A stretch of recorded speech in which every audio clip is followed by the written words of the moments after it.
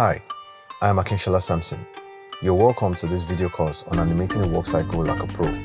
All 18 episodes on this course will be uploaded on our YouTube channel once per week. However, you can get the full video course on our website, Levonotion.com. It's time to walk. Let's animate a walk. Hi guys, welcome to this new episode, and in this video, we're going to work on the character's scapula, that's the shoulder. Okay, now in the previous video we worked on the forearm and the arm of the character, and then we copied from the left arm to the right arm. But what we didn't do was to check out what the curves looks like, and that's what I want to do in this video. And once we are done with that, we'll move on to the shoulder of the character. So by clicking on the forearm FK, you can see that we don't have our pre and post infinity curves. So I want to select both, A to select everything, and go to channel, extrapolation mode, and make cyclic. And now that shows. Okay, that's the first thing I want to do. Now the second thing I want to do is just check out the X rotation of this to see if the curve is looking good. I think the curve is fine. For the wrist as well, we need to check that out. Shift H. And the wrist is not too good. I don't like this. All right, so let's quickly fix that. So go to frame 25. I think this is where the problem is. Frame 10 is the problem. So let's extend that out. Yeah, I think that fixes it. Okay, I like it the way it looks. Let's check this out again. Looks fine. How about this? A to select all. Yeah, okay, so the same thing here needs to be done. So just pull this out. You know what? Let me just pull it out along the x-axis. So G, X. So you constrain that. Okay. And now that looks better. Okay, I think we've not checked for the forearm. Let's see. So this looks good. Let's play the animation again and check it out one more time. Okay, I think that looks good. That looks good. All right. So it's time to work on the scapula. And because we want overlapping action, everything shouldn't happen on the same keyframes. That's why the scapula's animation will be on frame 9. Okay, so, but before we do that, we just need to go through our normal routine. Set a keyframe on frame 1, go to frame 9, and as the character's arm swings forward, we want the shoulder to go up a bit on the Y rotate, just a little bit. And set a keyframe there. So quickly, I want to go to my Y rotate, Shift H, and make sure my extrapolation mode is set to make cyclic. Okay.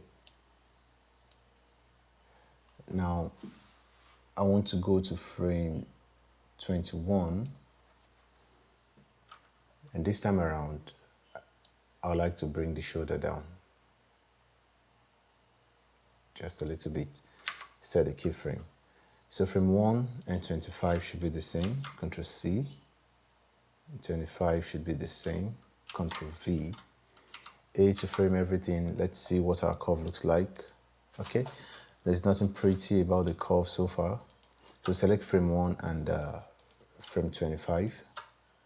GY, constrain to Y axis, and pull it down to have a smoother curve. Now this curve looks better. So let's see what that gives. Okay, so you probably wouldn't see the effects, but for you to see it, let me bump this up like crazy. Okay, so I need to, so you can see what it does. All right, so this is way too extreme, okay? I'm just going to go back to what we had before and increase that just a little bit. So you're at liberty to increase as much as you want. Yeah, so now I can feel it. This is very moderate. Very, very moderate. Okay, look at the difference between the first and the second. So there's a bit of movement here on the shoulder. So it feels like the shoulder and the arms are working in unison, and that's what you want for your animation. So it's time to transfer this same animation on the left shoulder. So just as we've always done, go to frame 13, set the keyframe there, go back to frame 1, select the left shoulder, set a keyframe. You want to copy this from frame 1 to frame 13, Ctrl C, go back to the left shoulder, then you want to go to frame 13, Ctrl Shift V to paste that. Now back to frame 1, select the right shoulder, copy from 13 to 25 this time around, go back to the left shoulder and paste from 1, Ctrl Shift V from 1 to 13. Now you can delete the keyframe on frame 13, it's not needed. And now you want to check the graph rotate Y, A to frame, and this rotate Y needs some love. So G, X, and pull the handle out to have a smoother curve. Okay, and you want to do the same thing for the left shoulder. So rotate Y, Shift H. Now this does not have the post and pre-infinity curves. Let's fix that. So make cyclic, select the handle,